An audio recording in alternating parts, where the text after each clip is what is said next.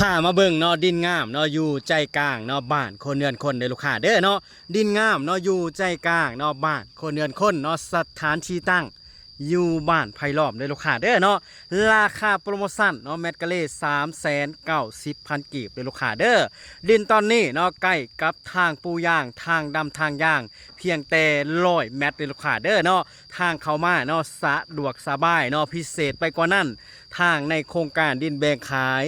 ทางบริษัทเฮาเนาะปูหินให้ทุกโซนดินเด้อลูกค้าเด้อเนาะสังเกตง่ายๆเนาะดินงามเนาะสาภาพพร้อมเนาะดินโน่นสูงเป็นดินหมักคอมเด้อลูกค้าเด้อเหมาะสมสำหรับตั้งห้องแถวบ้านพักเฮือนพักเนาะหรือว่าสางเก็บเครื่องเนาะถ้าว่าลูกค้าคนใดพร้อมแล้วเนาะหรือว่าอยากเข้ามาเบิ่งตอนดินให้ลูกค้าเนาะทักมาหาพ่อค้าเลยเด้อทำเลเนาะคือดังที่ลูกค้าเห็นเนาะอยู่ในภาพวิดีโอนี้เนาะถือว่าดินเฮาเนาะไผ่ผ้า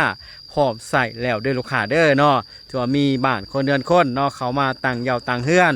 หลายหลังคาเฮือนเล้วเนาะถ้าว่าลูกค้าคนใดที่กำลังเนาะไปซอกซื้อดินเนาะหลายบอนหลายที่ยังบ่ตัดสินใจเทื่อเนาะอยากให้ลูกค้าเนาะเขามาเบิ่งโครงการดินแบ่งขายเฮาเด้อเนาะเพราะว่าโครงการนี้ตอบโจทย์เด้อลูกค้าเด้อเนาะเพราะว่าดินตอนนี้อยู่